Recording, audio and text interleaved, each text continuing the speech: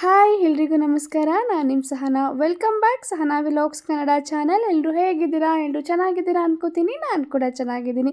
ಯಾರೆಲ್ಲ ನನ್ನ ಚಾನಲ್ನ ಫಸ್ಟ್ ಟೈಮ್ ನೋಡ್ತಾ ಇದ್ದೀರಾ ಪ್ಲೀಸ್ ಸಬ್ಸ್ಕ್ರೈಬ್ ಮಾಡ್ಕೊಳ್ಳಿ. ಹಾಗೆ ಪಕ್ಕದಲ್ಲಿ ಕಾಣೋ ಬೆಲ್ ಐಕಾನ್ನ ಟಚ್ ಮಾಡಿ. ನಾನು ಮುಂದೆ ಹಾಕೋ ವಿಡಿಯೋಸ್ ನಿಮಗೆ ಬೇಗನೆ ರೀಚ್ ಆಗುತ್ತೆ.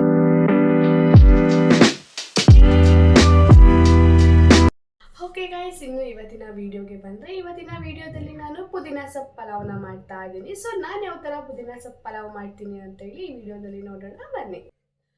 ಓಕೆ ಗಾಯ್ಸ್, ಪುದೀನ ಪಲಾವ್ನ ಮಾಡೋದಕ್ಕೆ ಏನೆಲ್ಲ ಇಂಗ್ರೀಡಿಯೆಂಟ್ ಬೇಕು, ನಾನೇನೆಲ್ಲ ತೊಗೊಂಡಿದ್ದೀನಿ ಅಂತೇಳಿ ನಾನು ನಿಮಗೆ ಇವಾಗ ತೋರಿಸ್ತೀನಿ. ಮೇನ್ ಪುದೀನ ಪಲಾವ್ನ ಮಾಡೋದಕ್ಕೆ ಪುದೀನ ಸೊಪ್ಪು ಬೇಕು. 1 ಕಪ್ಪು ನಾನಿಲ್ಲಿ ಪುದೀನ ಸೊಪ್ಪು ತಗೊಂಡಿದ್ದೀನಿ, ಮತ್ತು ಸ್ವಲ್ಪ ಕೊತ್ತಂಬರಿ ಸೊಪ್ಪು ತಗೊಂಡಿದ್ದೀನಿ. ಖಾರಕ್ಕೆ ಒಂದು 10 ನಾನು ಹಸಿರು ಮೆಣಸಿನ್ಕಾಯಿ, ಸೊ ಆಮೇಲೆ ಸ್ವಲ್ಪ ಕರಿಬೇವನ್ನ ತಗೊಂಡಿದ್ದೀನಿ. ಒಂದು ಅರ್ಧ ನಾನಿಲ್ಲಿ ನಿಂಬೆಹಣ್ಣನ್ನು ತೊಗೊಂಡಿದ್ದೀನಿ, ಒಂದು ಅರ್ಧ ಹೋಳು ಸಾಕು. ನೆಕ್ಸ್ಟು ನಾನು ಒಂದು 10ರಿಂದ 15 ಕರಿಮೆಣಸನ್ನ ತೊಗೊಂಡಿದ್ದೀನಿ. ನೆಕ್ಸ್ಟು ಮತ್ತು ಈರುಳ್ಳಿ ಮತ್ತು ಟೊಮೊಟೊ ಎರಡನ್ನೂ ಕೂಡ ಒಂದೊಂದನ್ನ ನಾನು ನೀಟಾಗಿ ಚಿಕ್ಕದಾಗಿ ಕಟ್ ಮಾಡಿ ಇಟ್ಕೊಂಡಿದ್ದೀನಿ. ನೆಕ್ಸ್ಟು ಸ್ಪೈಸಸ್ನ ತೊಗೊಂಡಿದ್ದೀನಿ.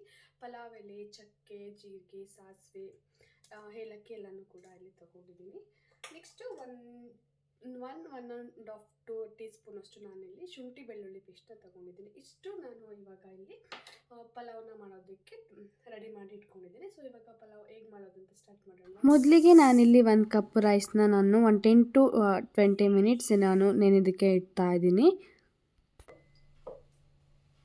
ನೆಕ್ಸ್ಟು ಒಂದು ಜಾರ್ಗೆ ನಾನು ಆವಾಗಲೇ ತೋರಿಸ್ದ ಹಾಗೆ ಕೊತ್ತಂಬರಿ ಸೊಪ್ಪು ಮತ್ತು ಪುದೀನ ಸೊಪ್ಪು, ಹಸಿರು ಮೆಣಸಿನ್ಕಾಯಿ, ಕರಿಮೆಣಸು ಮತ್ತು ಕರಿಬೇವು ಇಷ್ಟನ್ನು ಹಾಕ್ಕೊಂಡು ಒಂದು ಸ್ವಲ್ಪ ನೀರನ್ನ ಇದಕ್ಕೆ ಸೇರಿಸ್ಕೊಂಡು ಇದನ್ನು ನೀಟಾಗಿ ಗ್ರೈಂಡ್ ಮಾಡ್ಕೋಬೇಕು.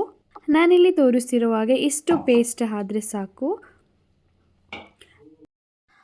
ನೆಕ್ಸ್ಟು ನಾನಿಲ್ಲಿ ಗ್ಯಾಸ್ ಸ್ಟವ್ನ ಆನ್ ಮಾಡಿಕೊಂಡು ಒಂದು ಕುಕ್ಕರ್ನ ಇಟ್ಕೊಳ್ತಾ ಇದ್ದೀನಿ. ಈಗ ಪಲಾವ್ನ ಮಾಡೋದಕ್ಕೆ ಸ್ಟಾರ್ಟ್ ಮಾಡೋಣ.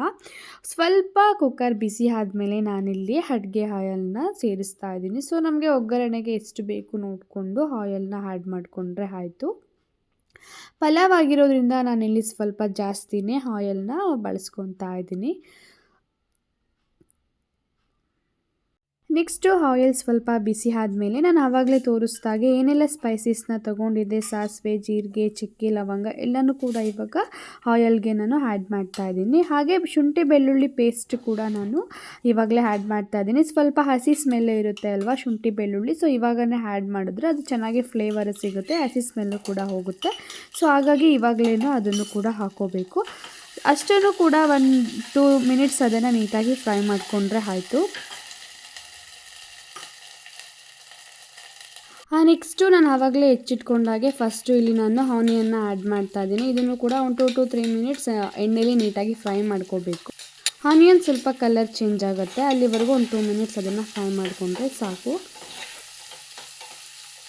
ನೆಕ್ಸ್ಟು ಇಲ್ಲಿ ಆನಿಯನ್ ಸ್ವಲ್ಪ ಕಲರ್ ಚೇಂಜ್ ಆಗಿದೆ. ಇವಾಗ ನಾನು ಟೊಮೊಟೊ ಹಣ್ಣನ್ನು ಸೇರಿಸ್ತಾ ಇದ್ದೀನಿ. ಟೊಮೊಟೊ ಹಣ್ಣು ಸ್ವಲ್ಪ 1-2 ಮಿನಿಟ್ಸ್ ಇದು ಫ್ರೈ ಮಾಡಿದ್ರೆ ಸಾಕು, ಬೇಗನೆ ಇದು ಫ್ರೈ ಆಗಿಬಿಡುತ್ತೆ. ನೋಡಿ ಇವಾಗ 1-2 ಮಿನಿಟ್ಸ್ ಫ್ರೈ ಮಾಡಿದೆ, ಎಲ್ಲ ಕೂಡ ನೀಟಾಗಿ ಫ್ರೈ ಆಗಿದೆ. ಇವಾಗ ಒಂದು 1/2 ಟೀ ಸ್ಪೂನಷ್ಟು ನಾನು ಅರಿಶಿನ ಪುಡಿನ ಆ್ಯಡ್ ಮಾಡ್ತಾ ಇದ್ದೀನಿ. ಇದು ಆಪ್ಷನಲ್ ಆಗಿರುತ್ತೆ, ಸೊ ಬೇಕು ಅಂತ ಅಂದರೆ ಆ್ಯಡ್ ಮಾಡ್ಕೋಬೋದು, ಇಲ್ಲ ಅಂತಂದರೆ ಲೆಸ್ ಮಾಡ್ಕೋಬೋದು.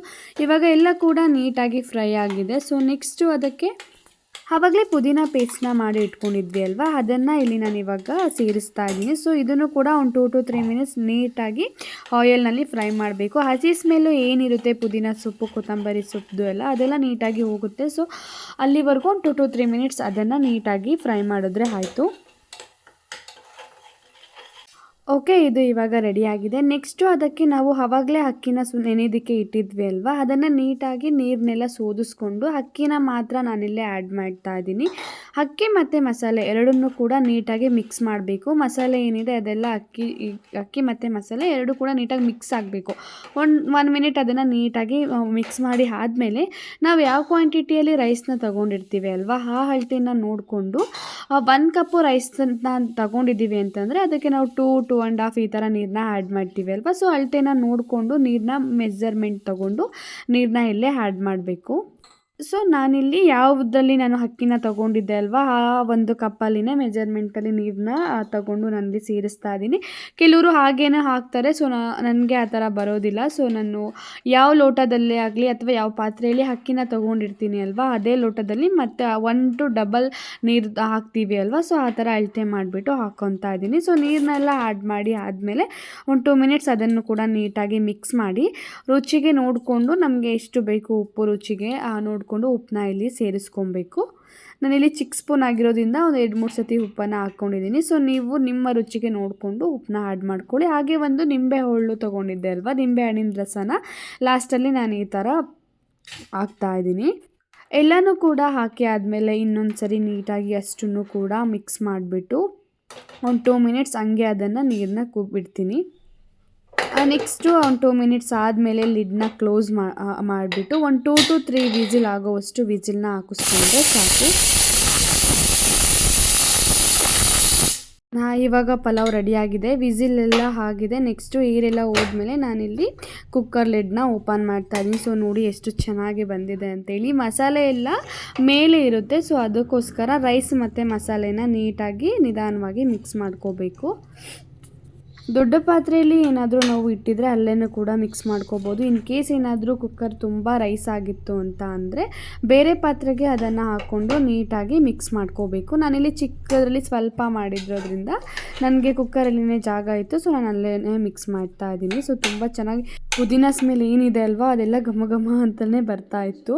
ನೆಕ್ಸ್ಟು ನಾನಿಲ್ಲಿ ಒಂದು ಪ್ಲೇಟ್ಗೆ ಪಲಾವ್ನ ಹಾಕ್ಕೊತಾ ಇದ್ದೀನಿ. ಸೊ ಹಾಗೆ ಸ್ವಲ್ಪ ಹಾಗೆ ಡೆಕೋರ್ ಮಾಡೋಣ ಅನ್ನಿಸ್ತು, ಹಾಗೆ ಡೆಕೋರ್ ಮಾಡ್ತಾ ಇದ್ದೀನಿ. ಸೊ ಈ ರೆಸಿಪಿ ನಿಮಗೆಲ್ಲ ಇಷ್ಟ ಆಗಿದೆ ಅಂತ ಅನ್ಕೋತೀನಿ. ಸೊ ಯಾರಿಗೆಲ್ಲ ಇಷ್ಟ ಆಗಿದೆ ಪ್ಲೀಸ್ ಒಂದು ಲೈಕ್ ಮಾಡಿ, ಶೇರ್ ಮಾಡಿ, ಹಾಗೆ ನನ್ನ ಚಾನಲ್ನ ಸಬ್ಸ್ಕ್ರೈಬ್ ಮಾಡ್ಕೊಳ್ಳಿ. ಯಾರೆಲ್ಲ ನನ್ನ ಚಾನಲ್ನ ಇಷ್ಟೊತ್ತು ವಾಚ್ ಮಾಡಿದ್ದೀರಾ ಥ್ಯಾಂಕ್ ಯು ಸೋ ಮಚ್.